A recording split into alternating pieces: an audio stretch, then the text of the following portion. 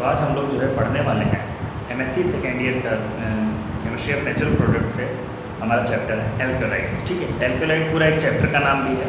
और सबसे पहले आप एल्केलाइड्स के बारे में जान लेते हैं कि एल्केलाइड्स होते क्या हैं। ठीक है, तो एल्केलाइड्स क्या है? एल्केलाइड्स जो है वो ऑर्गेनिक प्रोडक्ट है जो कि प्लांट ऑरिजिन से मिलते हैं। ठीक है, यानी कि जो हमें प्लांट से मिलते हैं। सीधे हम लोग क्या लिखेंगे, alkaloids are organic products of plant origin. सारे ऑर्गेनिक प्रोडक्ट जो है प्लांट ऑरिजिन के एल्केलॉइड्स नहीं होते। ये एल्केलॉइड्स प्लांट ऑरिजिन से मिलते हैं हमको। ठीक है, लेकिन सारे जो प्लांट के अंदर ऑर्गेनिक प्रोडक्ट्स है वो एल्केलॉइड्स नहीं होते हैं। ठीक है, अब एल्केलॉइड्स होते क्या हैं ये भी ध्यान देना। इनका जो बेसिक नेचर होता है, सबसे पहले तो ये बेसिक इन नेचर होते हैं, यानी कि ये बेस होते हैं। ठीक है, basic in nature and contains one और मोर नाइट्रोजन एटम। यानी कि ये सबसे पहले तो एन एटम्स, सबसे पहले तो ये जो है बेसिक होते हैं नेचर में, और इनमें एक या एक से ज़्यादा नाइट्रोजन एटम जरूर होते हैं। एल्केलॉइड्स में हमेशा याद रखिएगा कि आपका ऑक्सीजन हो सकता है या अनदर और भी हो सकती है, लेकिन नाइट्रोजन जरूर होगा। नाइट्रोजन नहीं है तो एल्केलॉइड्स नहीं होंगे। ठीक है, और बेसिक नेचर में होंगे। ठीक है, जैसे हमें टर्पेनॉइड्स का पता है, टर्पेनॉइड में क्या होता है, ऑक्सीजन एक टर्पीन्स होती हैं जिनमें ऑक्सीजन नहीं होती है तो वो टर्पीन बोली जाती है, और उन्हीं टर्पीन्स में अगर ऑक्सीजन भी होती है तो उसे हम टर्पेनॉइड्स बोलते हैं। उसी तरीके से अगर आपका नाइट्रोजन नहीं होंगे तो हम उन्हें एल्केलॉइड्स नहीं बोलेंगे। एल्केलॉइड्स की पहचान है उसमें एक कम से कम एक या एक से ज़्यादा आपके नाइट्रोजन एटम्स जरूर होंगे। ठीक है, और तीसरा क्या है, ये हेट्रोसाइक्लिक होते हैं। हेट्रोसाइक्लिक इन नेचर, ये हेट्रोसाइक्लिक होते हैं। ठीक है, ठीक है, ओके। और ये प्लांट के अंदर जो होते हैं ये आपको फ्री फॉर्म में भी मिल सकते हैं, प्रेजेंट इन फ्री फॉर्म।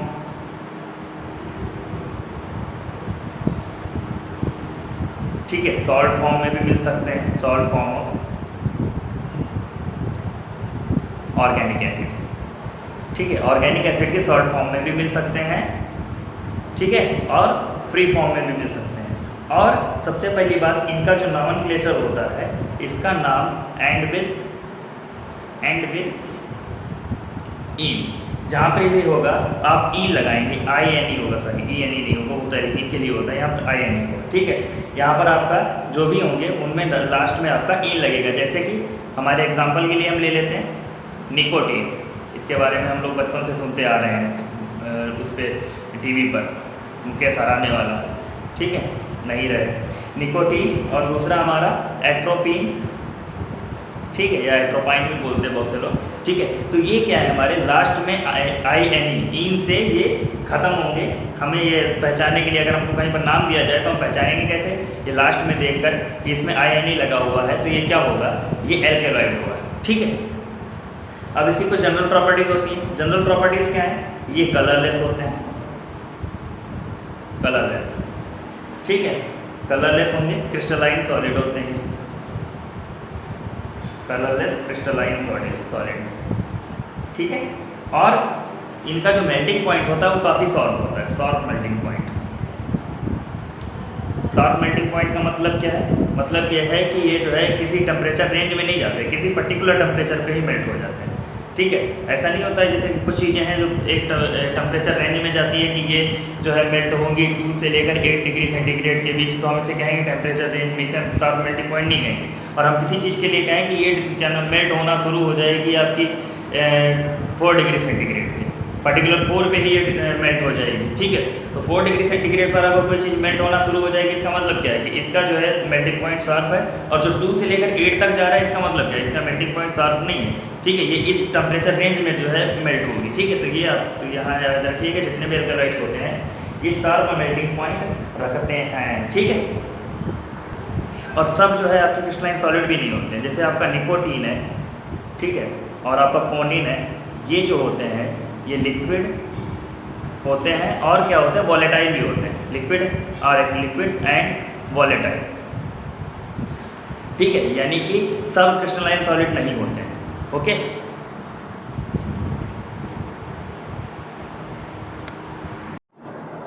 तो यहाँ पर आप देख सकते हैं कि आप देख रहे हैं कि सारे क्रिस्टलाइन सॉलिड नहीं है, जैसे आपके निकोटीन या कोनिन जैसे जो कुछ हैं जो लिक्विड हैं और वॉलेटाइल भी हैं, ठीक है, यानी कि गैसेस स्टेट में, वेपर स्टेट में भी कन्वर्ट हो सकते हैं। सारे कलरलेस भी नहीं होते हैं, जैसे आपका हो जाएगा बर्बेरिन, ये क्या होगा, येलो कलर का होता है, ठीक है। इसी तरीके से एक दो और एग्जांपल, मोस्टली आपके कलरलेस होते हैं, एक दो एग्जांपल्स ऐसे एक्सेप्शन हैं जहां पर आपके कलर्ड होंगे। उसी तरीके से मोस्टली क्रिस्टलाइन सॉलिड होते हैं, एक दो एग्जांपल्स हैं जो लिक्विड या वॉलेटाइल भी हो सकते हैं। तो ठीक है, ये तो आपकी जो है हो गई एल्कोलाइड्स क्या होते हैं और उनकी कुछ जनरल प्रॉपर्टीज़ क्या होती हैं, ठीक है। अब हम सबसे पहले तो अपने मोस्ट इंपॉर्टेंट एल्कोलाइड की तरफ चलते हैं, जो हमारे नंबर 1 पे क्या है, निकोटीन, जिसको हम बचपन से ही देखते आ रहे हैं, सुनते आ रहे हैं, और हमारे टीवी पर एक मुकेश हराने वाला जो आपका ऐड आता है टोबैको को लेकर, ठीक है, उसमें भी हम देखते आ रहे हैं, ठीक है। तो अब हम उसी निकोटीन के बारे में पढ़ते हैं, ये आता कहाँ से है और ये हमारे लिए कैसे खतरनाक है और इसका केमिकल कॉन्स्टिट्यूशन क्या होता है, ठीक है। तो सबसे पहले तो हम जानते हैं निकोटीन आता कहाँ से है। निकोटीन जो है ये आपका सबसे ज़्यादा मोस्ट कॉमनली जो है आपका टोबैको लीफ से हमको मिलता है, ठीक है। और भी हैं कुछ सोर्स, लेकिन मोस्ट इंपॉर्टेंट सबसे ज़्यादा मोस्ट वाइडली जो हमको कॉमन सोर्स है वो हमारा टोबैको लीव्स है, ठीक है। अब इसका जो हमारा इसका जो मॉलिक्यूलर फार्मूला होता है वो क्या होता है, C10H14N2, ठीक है। और इसका बॉइलिंग पॉइंट क्या है, ये याद रखने वाली चीज़ें हैं, ठीक, क्योंकि इनके लिए कोई आपको अलग से ट्रिक नहीं मिलने वाली। 247 डिग्री सेंटीग्रेड। और ये क्या होता है, nicotine is a optically active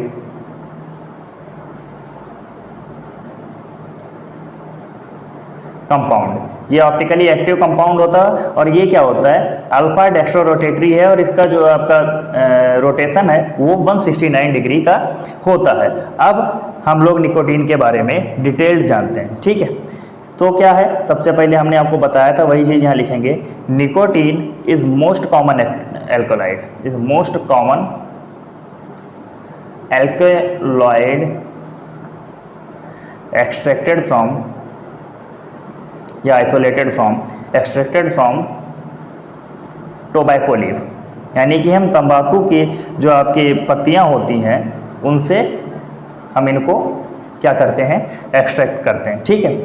अब निकोटीन के अलावा भी अनदर कुछ एल्कोलाइड्स होते हैं जो टोबैको लीफ में होते हैं। ये मोस्ट कॉमन आपका निकोटीन है क्योंकि सबसे ज़्यादा यही मिलता है और इसी को जो है सबसे ज़्यादा इससे एक्सट्रैक्ट भी किया जाता है, ठीक है। दूसरी चीज़, ये जो होता है निकोटीन, ये it is a highly toxic, most toxic alkaloid known. जितने भी आपके एल्कोलाइड्स हम लोग जानते हैं उनमें से सबसे ज़्यादा जो आपके खतरनाक और जहरीले एल्कोलाइड्स हैं उसमें इसका एक नाम आता है। इसकी जो एक फैटल डोज है, अ फैटल डोज फॉर मैंस,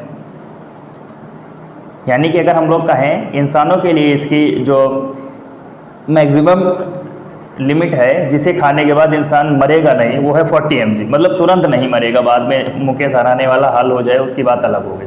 तो इसकी जो एक फैटल डोज है, सॉरी ये ऊपर दिख नहीं रहा था, तो it is a most toxic alkaloid known.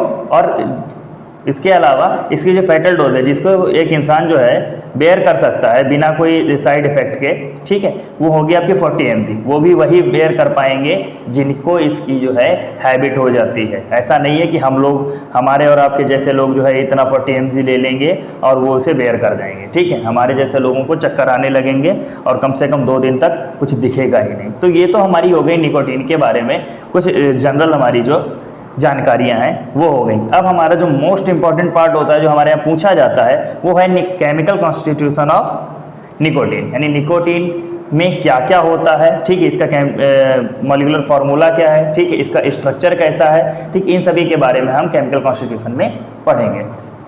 तो शुरू करते हैं केमिकल कॉन्स्टिट्यूशन। केमिकल कॉन्स्टिट्यूशन, ठीक है। तो अब हम देखते हैं इसका केमिकल कॉन्स्टिट्यूशन क्या होगा। सबसे पहले तो हमको ये पता है it's molecular formula, it's molecular formula is क्या है हमारा, C10H14N2, ठीक है।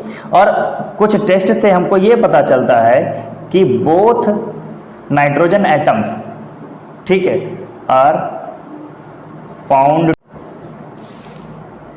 हाँ, तो both the nitrogen atoms are found to be tertiary. पिछला वाला वीडियो बंद हो गया था तो यहाँ पर हम लिख चुके थे, अभी देखा। तो both the nitrogen are found to be tertiary, ये हमको अलग अलग टेस्ट करके हम इसका पता लगा चुके हैं। पहले हमको यहाँ डायरेक्ट लिखना है, ठीक है, हमें यहाँ टेस्ट नहीं लिखने। One of the nitrogen atom है एन मेथाइल ग्रुप, इनमें से जो एक नाइट्रोजन आइटम होगा इसमें एक एन मेथाइल ग्रुप होगा, ठीक है। ये आपको फुल स्टॉप लगा हुआ है, ये नहीं लगा, ठीक है। तो यहाँ पर आप जो है क्या करेंगे, अब हम निकोटीन का, यहाँ पर हमारी निकोटीन दी गई है, निकोटीन का ऑक्सीडेशन कराते हैं। और निकोटीन का जब हम ऑक्सीडेशन कराएंगे तो निकोटीन के ऑक्सीडेशन कराने से हमको मिलता है निकोटिनिक एसिड। क्या मिलता है? निकोटिनिक एसिड मिलता है, ठीक है। और ये निकोटिनिक एसिड में हमने देखा कि थर्ड पोजीशन पे आपका साइड चेन लगी हुई है और एक पिरिडीन न्यूक्लियस है। निकोटिनिक एसिड से हमने देखा कि यहाँ पर एक पिरिडीन न्यूक्लियस है और यहाँ पर थर्ड पोजीशन पे आपके COOH लगा हुआ है, यानी कि आप जब देखेंगे तो निकोटीन में भी एक पिरिडीन न्यूक्लियस जरूर होगी, ठीक है। निकोटीन के अंदर एक पिरिडीन न्यूक्लियस जरूर होगी और इसमें भी थर्ड पोजीशन पे ही आपकी साइड चेन लगी होगी। तो अब हम इसमें जो है एक चीज़ तो जान गए कि इसमें एक पिरिडीन न्यूक्लियस है, और अब हम दूसरी चीज़ों को जानते हैं कि इसमें जो साइड चेन होगी उसका नेचर कैसा होगा और साइड चेन में होगा क्या क्या, ठीक है। तो अब हम साइड चेन के केमिकल कॉन्स्टिट्यूशन की तरफ चलते हैं। तो हम लिख देते हैं above reaction shows that nicotine have pyridine nucleus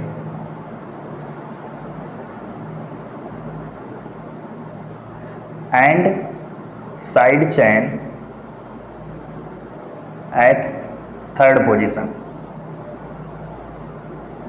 ठीक है। अब साइड चेन थर्ड पोजीशन पे हमको मिल जाएगी तो हम क्या कह सकते हैं, thus we may write the formula of nicotine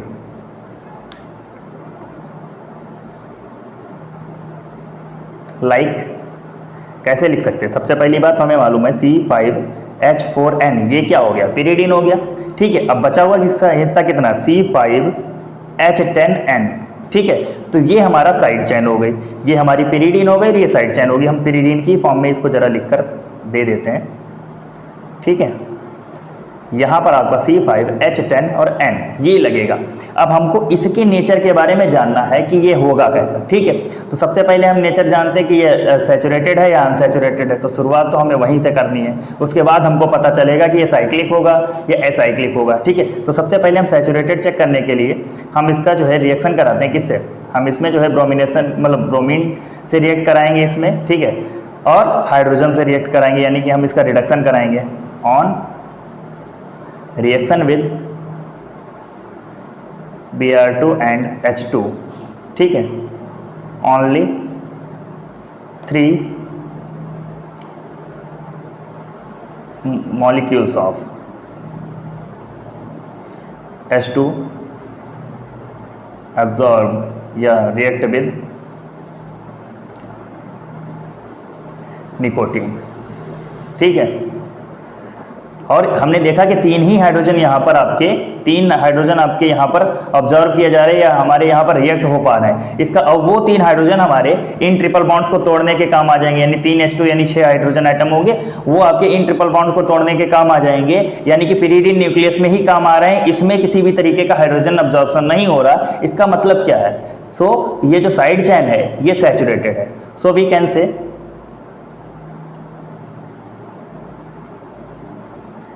side chain is saturated in nature, ठीक है। सैचुरेटेड है मतलब यहां पर किसी भी तरीके का डबल या ट्रिपल बॉन्ड नहीं मिलेगा, ठीक है। यानी कि so we can say side chain is saturated in nature, that's all. इसके हम रिएक्शन करके दिखा दे रहे हैं। वैसे इसमें रिएक्शन में है कुछ ऐसा नहीं, लेकिन फिर भी हमें पन्ने भरने के लिए थोड़ा सा करना तो पड़ेगा ही। C5H10 और N, ठीक है। इस पर हम क्या करेंगे, NaOCO2H5 और 3 हाइड्रोजन मॉलिक्यूल इसमें क्या हुआ, ऐड हो गए। तो यहाँ क्या होगा, सिर्फ आपका ये जो आपकी साइकिल है ये सैचुरेटेड हो जाएगी और यहाँ पर कोई असर नहीं पड़ेगा, यानी ये पहले से ही सैचुरेटेड है, ठीक है। यानी कि ये पिरिडीन न्यूक्लियस ने ही 3 हाइड्रोजन लिए हैं, इधर कोई हाइड्रोजन ऑब्जर्व नहीं किए गए। इससे हमें क्या मालूम हो रहा है, इससे हमें मालूम हो रहा है कि साइड चेन जो है वो सैचुरेटेड है, यानी कि सबसे पहला नेचर साइड चेन का कैसा। अब चूंकि साइड चेन जो है सैचुरेटेड है और एक नाइट्रोजन आपका मेथाइल ग्रुप रखता है साइड चेन का, ठीक है, चूंकि आपने देखा पेरिडीन में किसी भी तरीके का मेथाइल ग्रुप नहीं था, यानी एन मेथाइल ग्रुप नाइट्रोजन पे नहीं था, तो सीधी बात साइड चेन का जो नाइट्रोजन होगा वही एन मेथाइल ग्रुप रखेगा।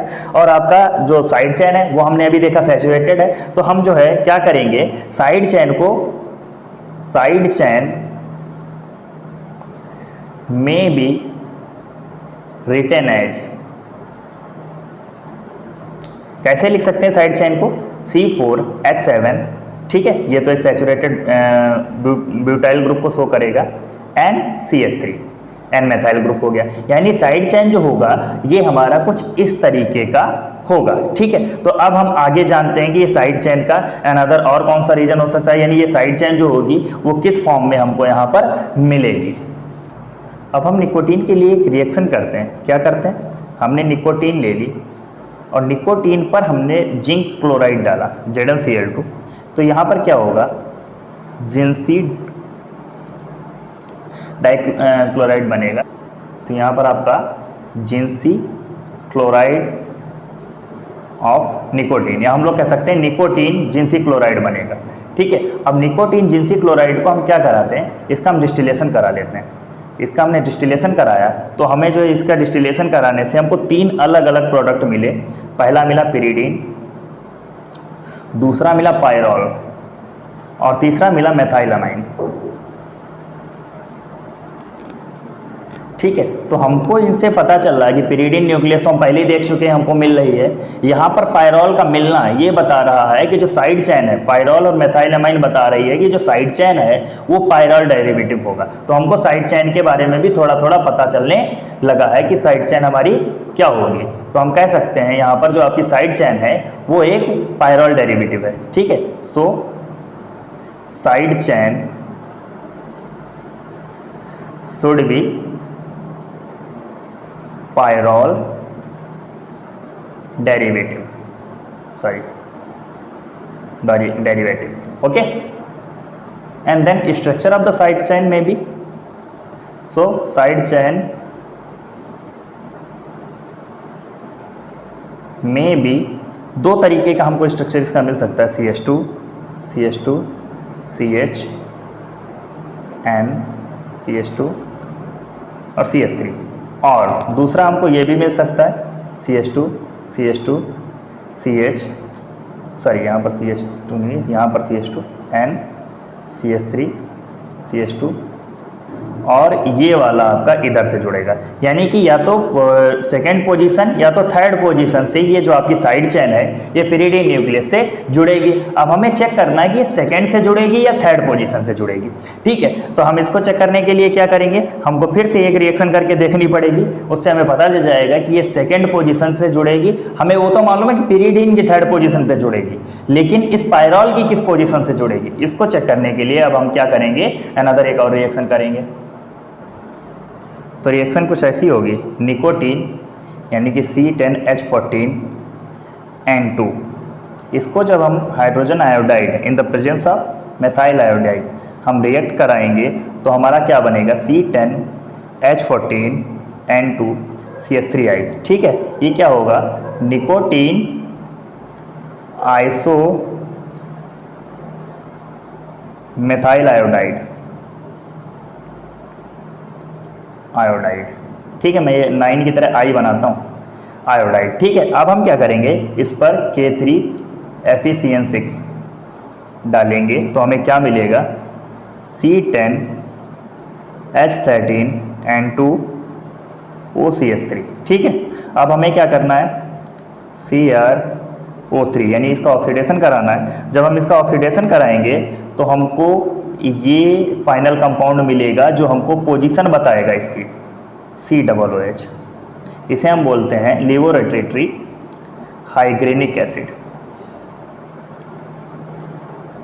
ठीक है, लेवोरेटरी हाइग्रेनिक एसिड। तो इसमें हमने देखा कि यहाँ पर सेकेंड पोजीशन पे COOH लगा हुआ है, ठीक है। तो हमें पता चल रहा है कि सेकेंड पोजीशन से ऐड होगा, यानी कि जो हमारा 2 हमने लिए थे अलग अलग स्ट्रक्चर, उसमें ये वाला हमारा यहाँ पर सही होगा और ये वाला हमारे लिए गलत है। मतलब गलत तो नहीं है लेकिन हमारे किसी काम का नहीं, क्योंकि इस पोजीशन से हमारा ये जो साइड चेन है वो period.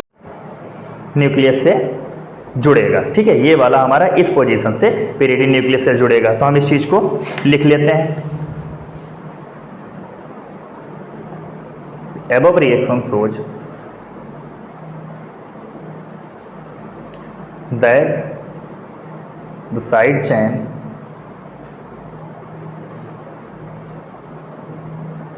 attached with second position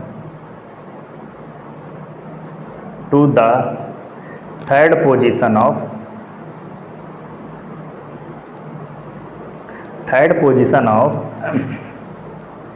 pyridine।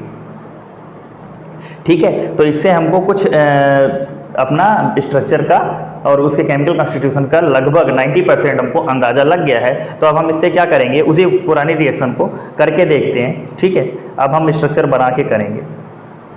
यहाँ नाइट्रोजन आपका हुआ, ये रही पिरिडीन, और यहाँ पर आपकी वही side chain pyrrole derivative.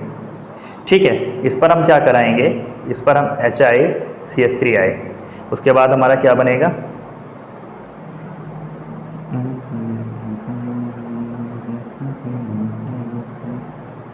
Sorry हाँ CH3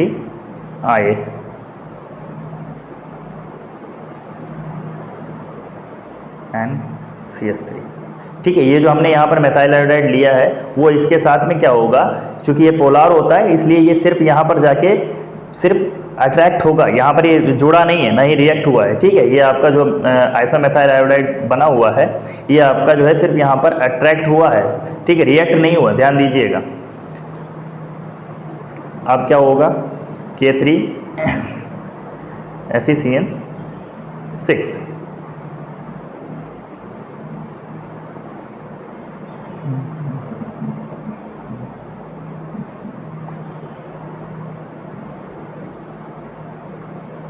एन, और ये रहा आपका CH3। ठीक है, CrO3। अब हम इसका ऑक्सीडेशन कराएंगे, और इसका ऑक्सीडेशन कराते क्या हुआ, हमें इस हिस्से से COOH मिल जाएगा और वो हमारा जस का तस बना रहेगा।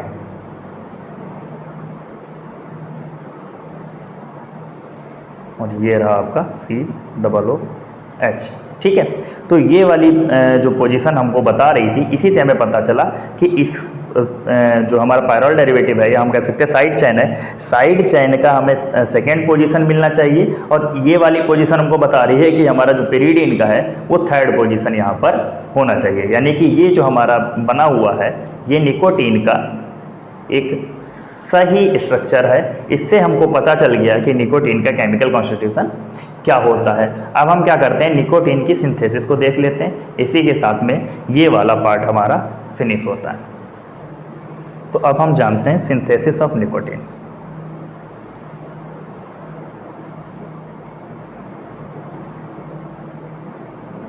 ठीक है, तो इसमें हम ले लेते हैं क्रैग सिंथेसिस।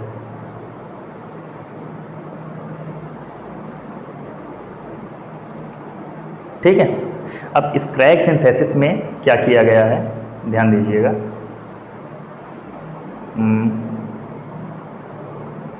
इसके लिए हम सबसे पहले लेंगे निकोटीन नाइट्राइल, निकोटीनिक नाइट्राइल ले लेंगे हम, और इस पर हम एक तरीके का ग्रिग्नार्ड रिएजेंट डालते हैं। ठीक है, ये होता ग्रिग्नार्ड रिएजेंट ही है। ठीक, थोड़ा सा नाम आपको अलग और अटपटा लगेगा, बाकी काम वही है जो हम लोग 12th से पढ़ते आ रहे हैं। Gamma ethoxy propyl magnesium bromide. ठीक है, gamma ethoxy propyl magnesium bromide, ये आपका होगा अल्फा, ये बीटा, ये गामा। गामा पर आपका एथॉक्सी ग्रुप लगा हुआ है इसलिए गामा एथॉक्सी मैग्नीशियम ब्रोमाइड, और ये आपका propyl group, gamma ethoxy propyl magnesium bromide. ठीक है, अब क्या हुआ, अब एक ग्रिग्नार्ड रिएजेंट पड़ा हुआ है तो सीधी बात है ये बिना पानी के काम नहीं करेगा।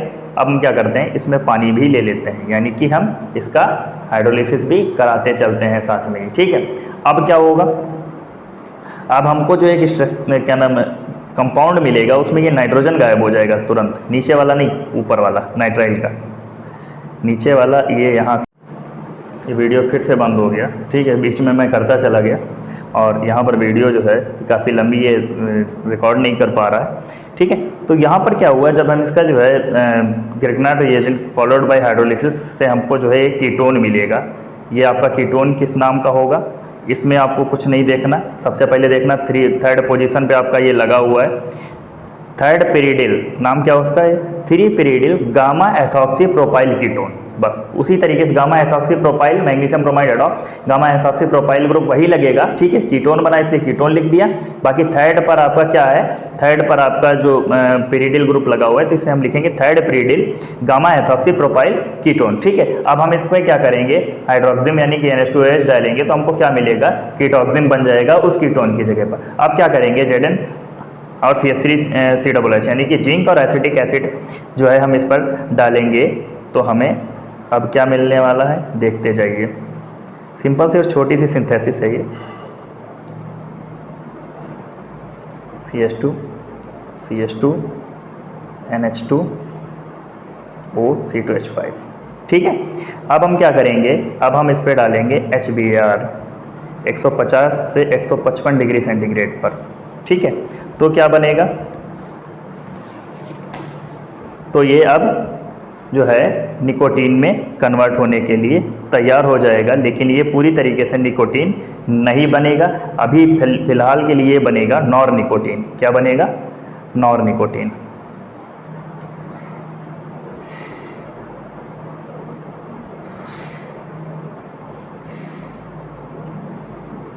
ये हो गया आपका नॉर निकोटीन। प्लस माइनस का मतलब ये होता है कि रेसमिक मिक्सचर बनेगा, ठीक है, और कुछ नहीं होता। रेसमिक मिक्सचर बनेगा मतलब आपका कुछ जो है लिवो और कुछ डेक्स्ट्रोरोटेटरी हो सकता है, ठीक है, यानी कि सेम एक ही जैसे नहीं बनेंगे, ठीक है।